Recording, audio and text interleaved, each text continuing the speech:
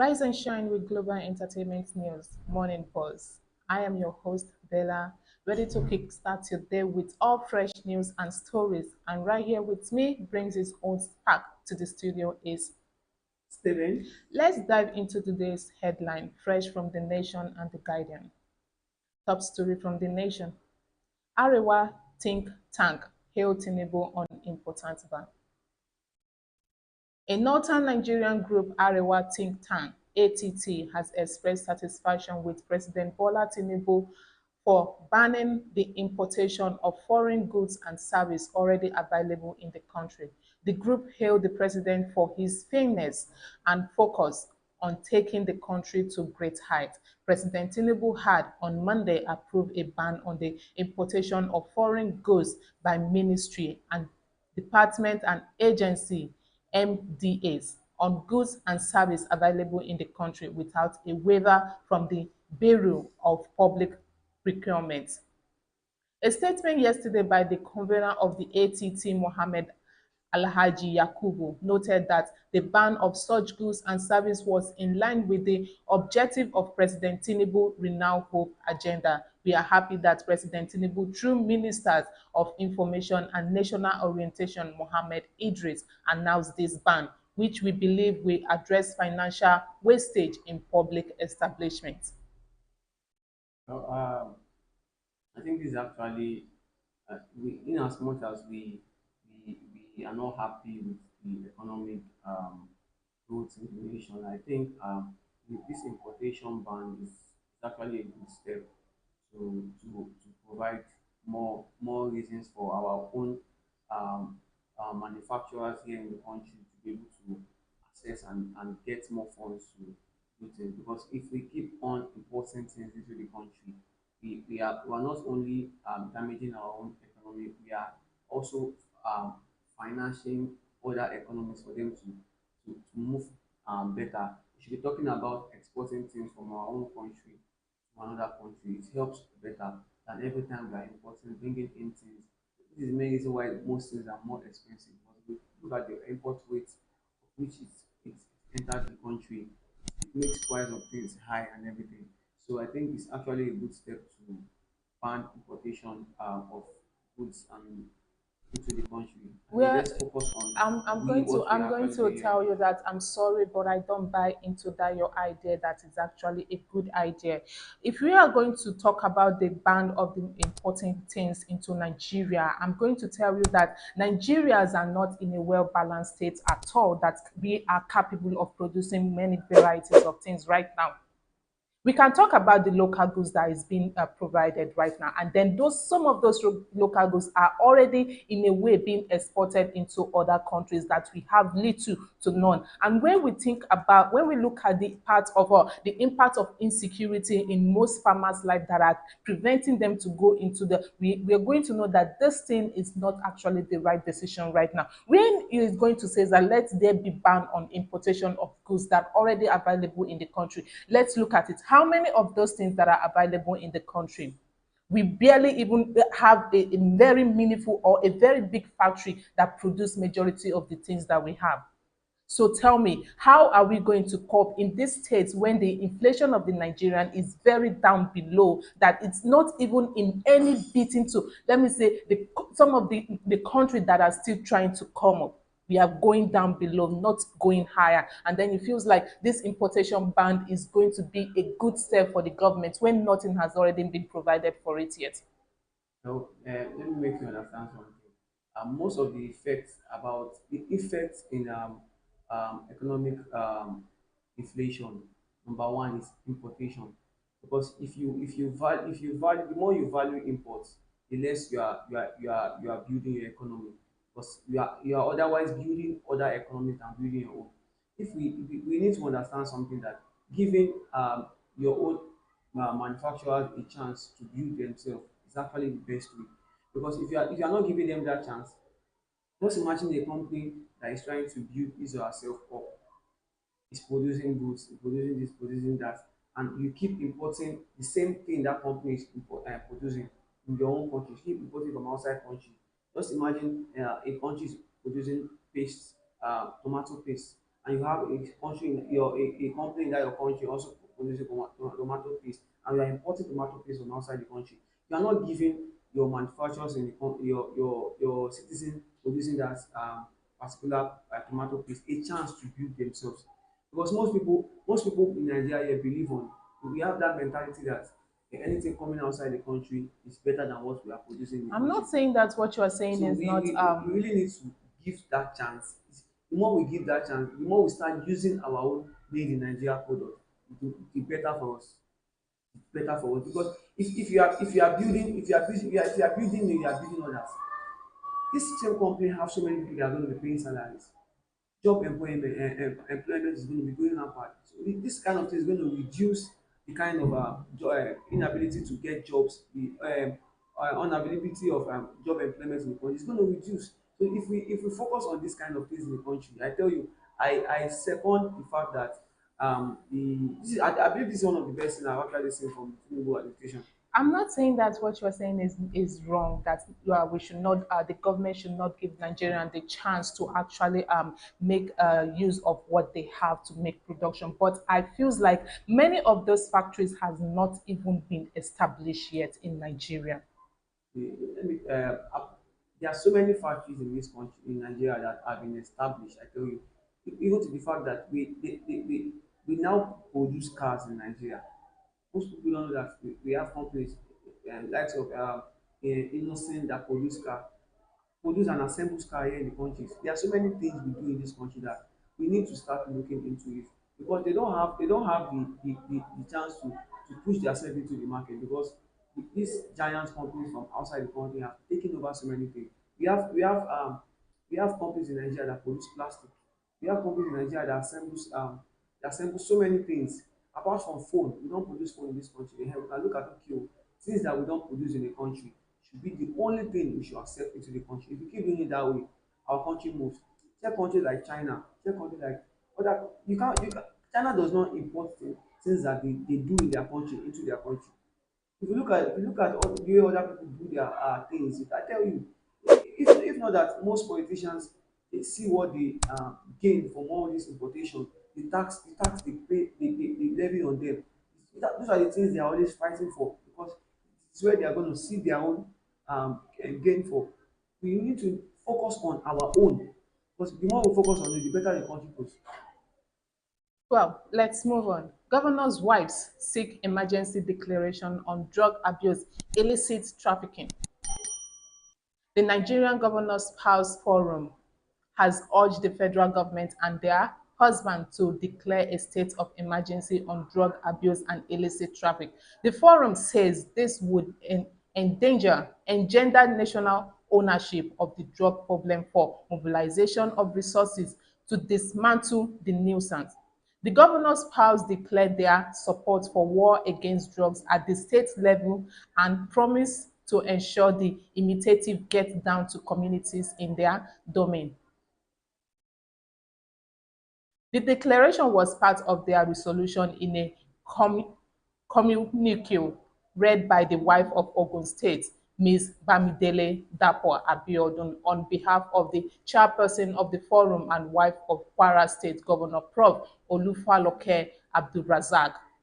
The communique was issued at the end of the training workshop organized by the National Drug Law Enforcement Agency in collaboration with the NGSF in Abuja. Now, if the Nigerian governor's wife forum have come outside to say, okay, we should declare a state of emergency in drug abuse, I think there are more things the governor's wife should come outside and think about, with the kind of position they hold because Nigerian first lady's position in this country is an office that is not recognized, but they are being paid for that office. I think for them to the best thing this forum can come up with is talk to their husbands to do so many things better than drug abuse. I tell you, drug abuse is not something I expect this forum to come outside and want to emphasize on. Probably they've sat down for a long time. They've not come up with something to bring up to the society. It just came about drug abuse. It's not what I believe. It's something the NDLA has been fighting for a long time now, and NDLA, we've seen the work of the NDLA pushing it forward.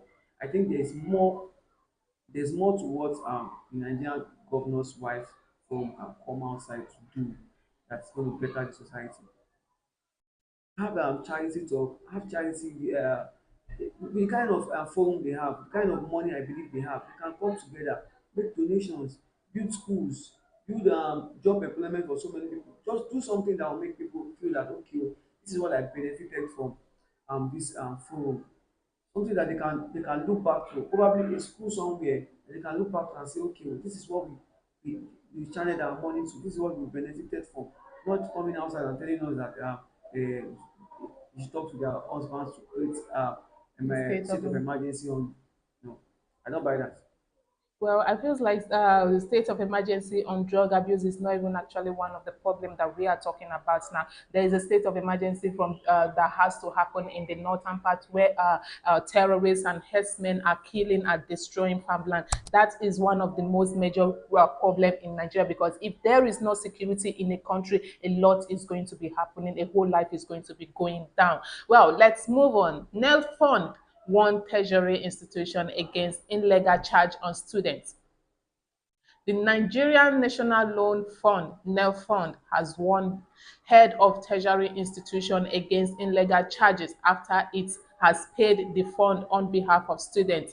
Its managing director Akintunde Sawyer gave the warning yesterday. It was during the last day of the stakeholder meeting and engagement with head of College of Education, Agriculture, Health and Nursing in Abuja. Sawyer says while NEDFund lack the statutory power to suspend, remove or expel erroneous head of institution, any trace illegality will be reported and dealt with administratively by the Minister of Education, Tunji Alausa.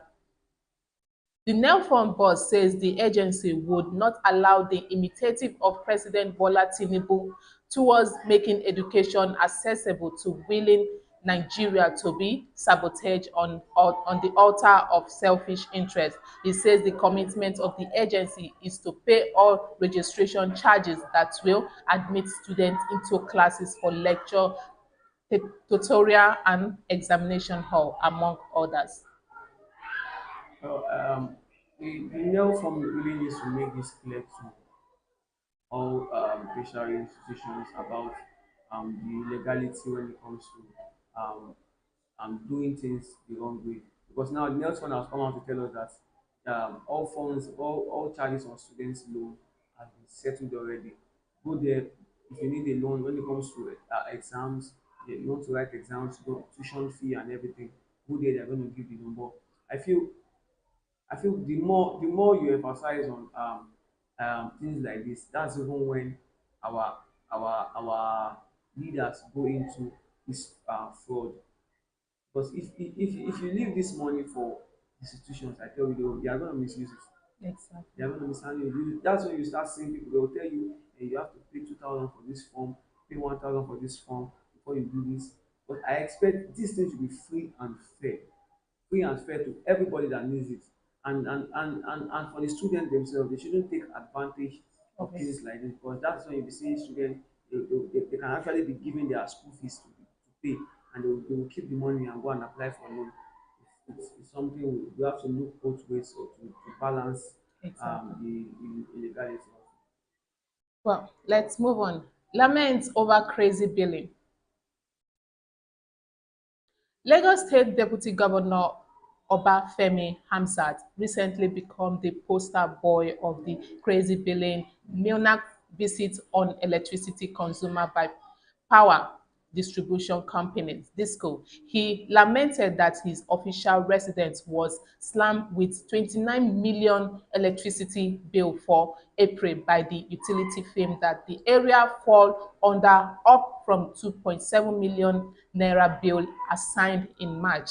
Speaking at a roundtable between the Lagos State government and the Rural Electrification Agency, The deputy governor says the electricity provider frustrated his efforts to install a prepaid meter even when the meter had been paid for. People are trying to survive, and the common denominator for them is power. They don't have power.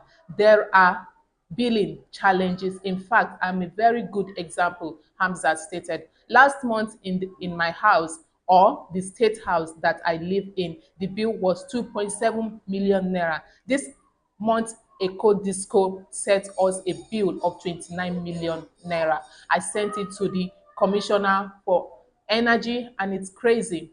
It's crazy. I actually procured a meter to say, look, don't give us estimate billing, but to convert it to wahala and ordeal, he said. I I like the fact that this is actually affecting The politicians politicians as also, well. because but the fact that you are paying 2.7 million the previous month, in the present month you are now paying 29 million. Just look at the difference. It's very very huge. I tell you, that's 26.3 million naira difference. It's very very alarming. I tell you, we really need to look into this, because the rate at which crazy billing, they call it band A, band B, this and And that, order. and the way that this billing is actually choking. It's as if this power, the minister of power, is actually trying to make money from what he has actually lost in the previous month. And I think this is it's just a way of punishing the masses, because they know how this power of a thing is more important to the society. Power alone solves so many things. It solves, it reduces insecurity. It reduces so many things. Just imagine a place where there is no light, and fuel itself is not on Exactly. the normal side. It's not It's, on the normal side. it's very very alarming. We don't even know where we are going to in this country. Very sad in this country that we have to deal with almost everything that's supposed to make life easy for us: electricity, security, and all. Well, our top story from The Guardian today: courts jail two internet fraudster for 3 years in Kaduna. Justice A.I.A. Isiaka of the State High Court sitting in Kaduna has convicted and sentenced Al-Mustafa Isa Dupa and Quadrip Adekunle Yusuf to 3 years imprisonment for internet fraud. The Kaduna Zonal Directorate of the Economic and Financial Crime Commission prosecutes the convict on separate one-count charge of cheating and impersonation. The charge against Yusuf read that you, Quadri Adekunle Yusuf, aka Teddy Swim, mail between January and April 2025 at Kaduna within the jurisdiction of this honorable court cheated several unsuspecting victims of the total sum of $200 when you falsely pretended yourself as Steady Swim on Facebook, an online social media platform, and thereby committed an offence contrary to Section 308 of the Cardinal State Code Law of 2017, punishable under Section 309 of the same law. Well, I think this judgment is unjust, because sending someone to a 3 year jail term for just $200 is actually very bad. The judge can actually tell these people, give them a particular time to pay this money back, or probably look for who the terrorist is and return this money to the person. It's something that can happen. It's something the government can do, Very easy. rather than giving A jail term. 3 years is too much for that particular fraud. When we have people in the government that are stealing so many funds, stealing billions of naira, billions of dollars, billions of naira, they are still roaming freely in society, still roaming freely because they have the connections to who is at the top and who is below. Exactly. And this is very, very, the judgments are very, very unjust. I tell you, it's very, very unjust. I It's feels very, very like unjust. our judiciary in Nigeria is not favoring the poor act all. Is only focused on those that who have the money most and who have the power. Because if the likes of Yahya Bello and Emefiele is still roaming freely in the state, and then they are just being apprehended and no sentences or whatsoever, the only thing is that they just have to go on a bill, pay a bill of this so amount, and then they are set free. I don't think that they are leading by example. The leaders, whoever that commits the crime, should go by the rules and Yeah. regulation. Well, let's move on. Cost. Limited infrastructure fuel 14% telecom access gap in Nigeria. Others.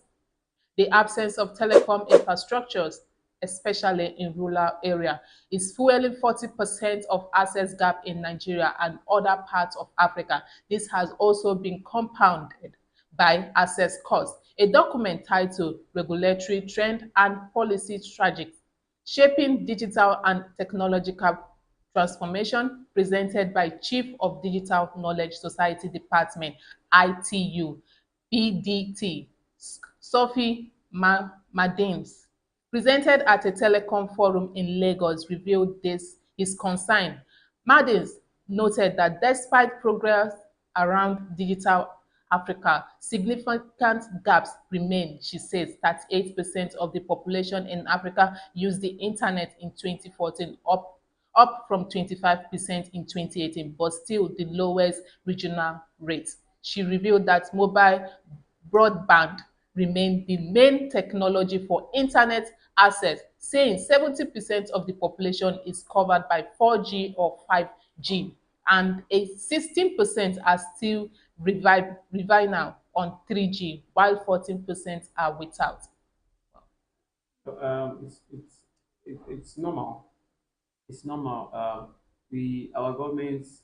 I will not. I'm not going to be blaming more in the government because the these telecom companies. This is actually where they should swift in to action to make this viral everywhere. There are some rural Exactly. areas where they don't even have Don't have a they don't have certain network SIM services even card for has to them. work there. But this is where they really need to come in for us to know that they are really doing their work diligently, not about this is not about increasing tariff every day, doing this and Exactly. that. Focus on this. Let's know what is actually because there are some areas. This is more reasons why most kidnappers, most bandits go into hideout because they know that this particular place they are going to the communication there is very, very bad. Except to move out to a particular place before you can use um, phone and use any kind of service. That's why they believe that where they are can't be reached. You can't track them to that particular place. We definitely need to spread out our telecommunication wing to get to more rural areas. Oh, well, let's move on. Military killed over 13,000 terrorists, rescued 10,000 hostage in 2 years. The Nigerian Armed Force, in collaboration with the Multinational Joint Task Force, has neutralized 13,543 terrorists and criminals and rescued nearly 10,000 hostages between May 2023 and February 2025. The outcome, announced during the 2025 ministerial press briefing yesterday in Abuja by Minister of Defense Mohammed Abubakar, highlights by the effectiveness of the nation military strategy in combating insurgents, criminality, and the persistent threat of terrorism.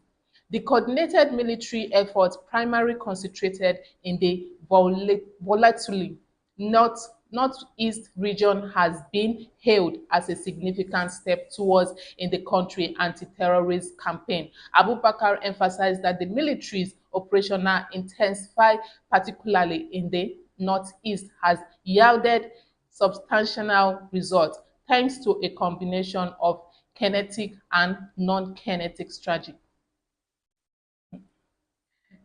I think I feels like for the past 2 years, 13,000 terrorists and the rescue of 10,000 hostage. Is that figure supposed to be that higher than that, or are we actually fighting this terrorists into the dream, or we are just trying to bring out this number to say that the military or the government are trying their best So the Nigerian government are very, very good at with pleasing lives? themselves to please other people. We are still here. We are still in the flame of how killings and bandits are still disturbing the north and terrorizing so many parts in the north, claiming communities, burning houses, killing people, kidnapping people, and the military are here coming out to tell us that 13,000 terrorists have been. We don't want to know Isn't about it? figures. We Those want that to have know been about what is really happening and the best way to solve all these things. We want to hear that all the bandits have been cleared out in a particular state, all the terrorists have been don't have been cleared out in a particular state. We want to hear things about this are stop. This is no more happening in the north. Things are no more happening in the north. Not all this bragging about 13,000 terrorists have been killed, the rest will be 1,000, 10,000. It's not what we want to hear at this moment. We want to hear good news about insurgency, good news about terrorism, good news about so many things that are happening in the north. well, let's move on. NDLEA arrested 322 suspected drug abusers in Delta. Operative of the National Drug Law Enforcement Agency has have arrested 3,222 suspected drug abusers at various locations in Delta State between January and March this year. The Delta State Command of NDLEA, Abubakar Wada, confirmed the arrest yesterday during a press briefing on Gwashi Uku. He stated that the suspects include 248 male and 74 female. Wada disclosed that the agency seized 1,328 tons and 42.54 liters of drug exhibited during period under review. He further revealed that a truckload of cannabis worth about 25 million was intercepted around 2:30 a.m. along Ugeli Kwale Road, although the dealers managed to escape. Good step, good movement. Like I said, the NDLA have been trying to curb away Drugs abuse. drugs abuse and how drugs are being trafficked and everything in society. I think this is one of the best times the NDLA are actually working. I even came across one particular period when I saw NDLA actually doing their work on the highway and on the road. It seems the new administration of the NDLA actually is really trying to push effort to definitely see his administration um, come true and not a failure. It's actually a Exactly. good step forward. If we have leaders like this, head of administrations like this that can actually pull things, just imagine we have someone like this in the EFCC. We'll not be having issues about bribing because I see that let's not even go into EFCC because Well, they are not for us. they are not actually making a good headlines these days, and then it's really disheartening for the EFCC. And kudos to the NDELE; they are really trying their best for the drugs abuser that have come to an outbreak in Nigeria, and we hope for the better results. Well, thank you for joining us today. I have been your host. Hope you have a beautiful day and a lovely day. And until next time, make sure you subscribe, share, and don't forget to like. Bye.